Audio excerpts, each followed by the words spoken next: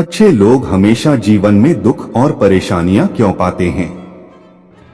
Video देखने से पहले आपसे हाथ जोड़कर विनती है कि हमारे चैनल को सब्सक्राइब कर ले ताकि ज्ञान की बातें हमेशा सबसे आगे पहुंचे आपके पास। आजकल लोगों के मन में एक गलत धारणा बनती जा रही है कि आजकल सच्चाई और अच्छाई का जमाना नहीं है, इसलिए सच्चाई और अच्छाई के मार्ग पर चलने में कोई लाभ नहीं है बल्कि नुकसान ही है।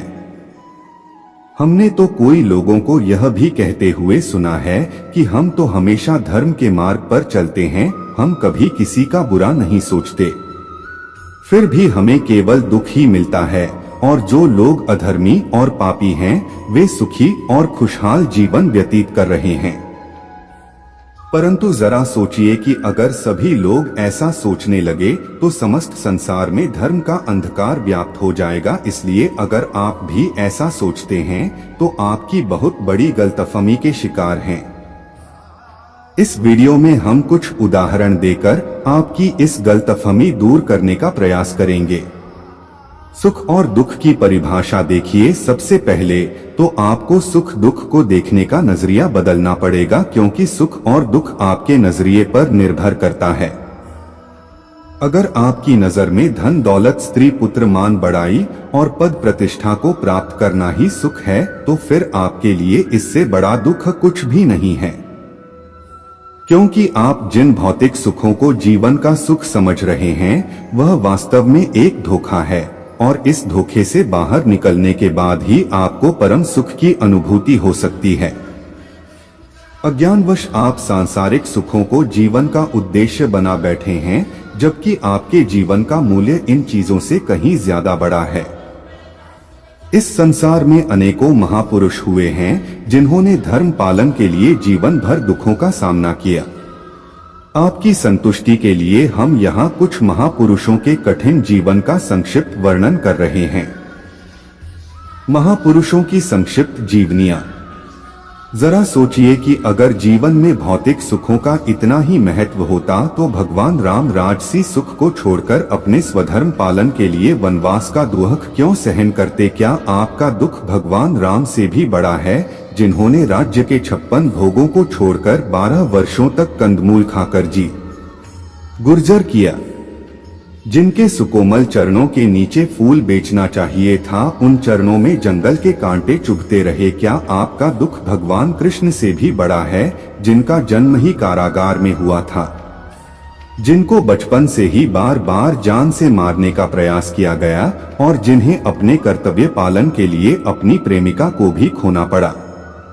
क्या आपने पांडव से भी ज्यादा दुख सहन किया है, जो धर्मात्मा गुणवान पराक्रमी बलवान महारथी और स्वयं भगवान के परम मित्र होते हुए भी कई वर्षों तक अपने हक के लिए दर दर भटकते रहे, जिन्होंने धर्म पालन के लिए एक विराट नरेश के यहाँ दास बनकर रहना स्वीकार किया? क्या आप सुदामा से भी ज्यादा निधन निर्बल दुखी और असहाय हैं, जो दाने दाने को तरस गए लेकिन धर्म का मार्ग नहीं अपनाया? क्या आप जानते हैं ईसा मसीह को सूली पर चढ़ा दिया क्योंकि वे धर्म का प्रचार करते थे? महात्मा सुकरात ने हंसते हंसते जहर पी लिया किंतु धर्म का मार्ग नहीं छोड़ा। महात्मा गांधी की हत्या कर दी गई क्योंकि वे सच्चाई और अच्छाई के मार्ग पर चलते थे। आज हम लोग इन महापुरुषों की पूजा इसलिए करते हैं क्योंकि ये लोग अपने कर्तव्य और अपने धर्म का पालन करते थे।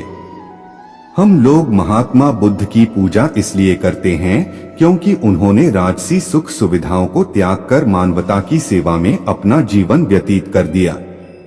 अगर इन्होंने भी हमारी तरह भौतिक सुख सुविधाओं को महत्व दिया होता तो हम लोग आज उनकी पूजा नहीं करते। मानवता की परिभाषा क्या है?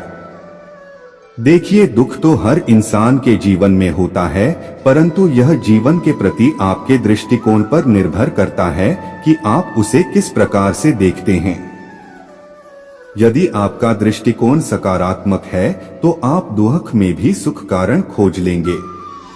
मेरे विचार में तो जीवन में दुख का महत्व सुख से कहीं अधिक है, क्योंकि सुख के अपेक्षाकृत हम दुख में ईश्वर के ज्यादा करीब होते हैं, जो कि जीवन का सबसे महत्वपूर्ण पहलू है।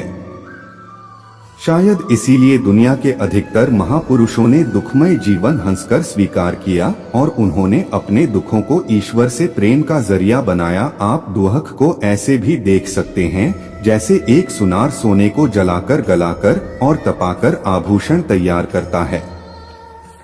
जैसे एक पिता अपने पुत्र का जीवन संघर्ष पूर्ण बनाता है ताकि वह एक योग्य, सक्षम, कुशल और बेहतर इंसान बन सके। जैसे एक योग्य शिक्षक अपने छात्रों के हित के लिए न चाहते हुए भी छड़ी का प्रयोग करता है।